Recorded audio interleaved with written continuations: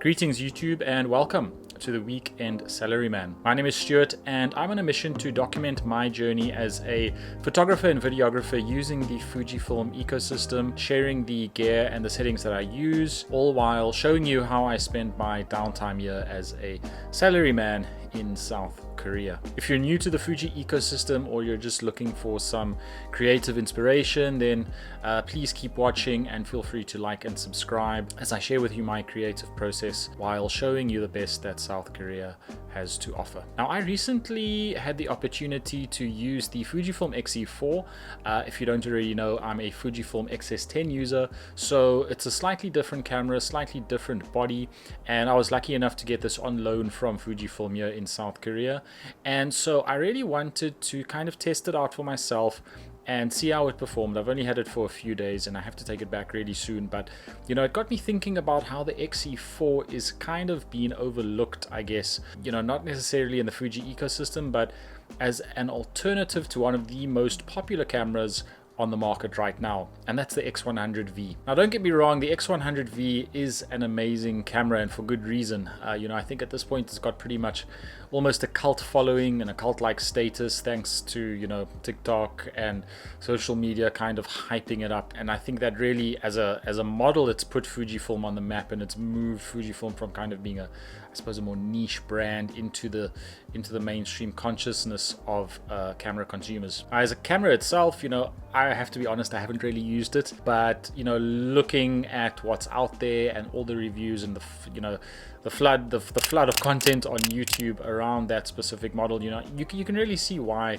it is so popular. It's got a very distinct style, you know, signature Fuji style. Got, you know, decent ergonomics for the price, I guess. It's super portable, and it's also got really capable performance and overall amazing image quality. Now, a lot of people have spoken about alternatives to the X100V. It's, you know, a very well discussed topic here on YouTube, I would say, but I feel like, you know, if you take away all the kind of alternate recommendations within the Fuji ecosystem itself, to me the X-E4 just stands out as the logical alternative to the X100V. And that's what we're going to unpack in this video, kind of going through how these two cameras compare, and then I'll also kind of give a brief rundown of how I found the X-E4 in terms of shooting experience. Now, I think the first area where the X-E4 scores over the X100V is simply the fact that it does allow for interchangeable lenses. You know, the X100V's got a very good 23mm f2 lens. It's a much talked about lens. You know, the images coming out of that camera are amazing and are testament to the quality of that lens, but just opening yourself up to the entire Fuji lens ecosystem, I feel puts the X-E4 ahead in many respects. It just makes it overall a much more versatile camera, so you can shoot street one day, portraits the next, and landscapes if you so wish, all through using different pieces of glass. Then on the X-E4 as well, you know, you've got the same 26 megapixel sensor that you find in higher end cameras like the X-T4. I think it's got the same sensor as the XS10 as well, and the same goes for autofocus. So you've also got 425 autofocus points on the X-E4, and just generally the internals, most of the internals you'll find in the X-E4, being a mid-range camera, are found in higher end Fujifilm bodies as well. Design wise, the X-E4 is very similar to the X100V. I don't want to say both are a rangefinder style, but they do have, you know, those kind of ergonomics. And obviously with the X100V, you get the optical viewfinder. On the X-E4, it's only an EVF that you get.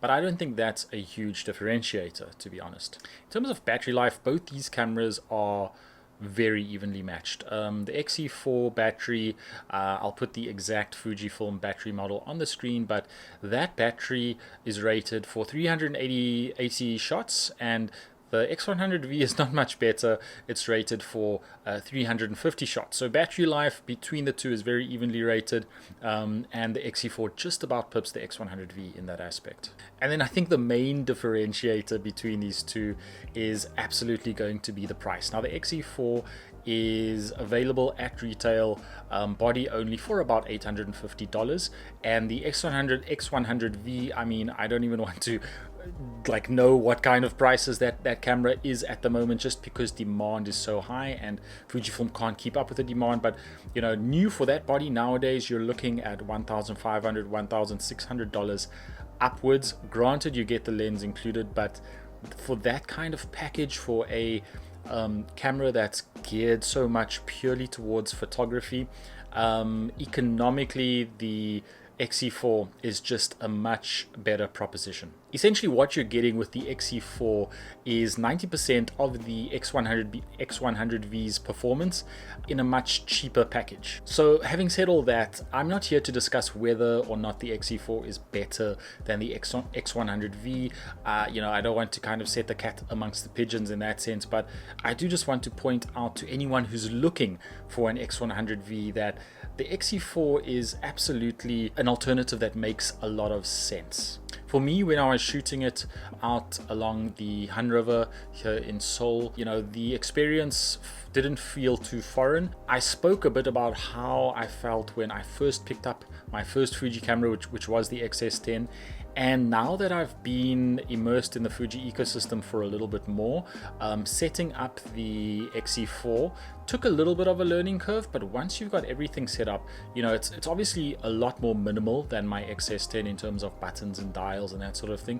So that was a slight learning curve, but kind of once you've got those settings locked in, it is actually a very enjoyable shooting experience. And I have to say that if I was in the market for an X100V and I wanted, you know, a Fuji package that's super photography capable, the XE4 or even the XE3 for that matter would definitely be my first port of call. So that's where I'm going to end it for this week's episode of the Weekend Salaryman, just discussing, you know, why the XE4 is a logical alternative to the X100V.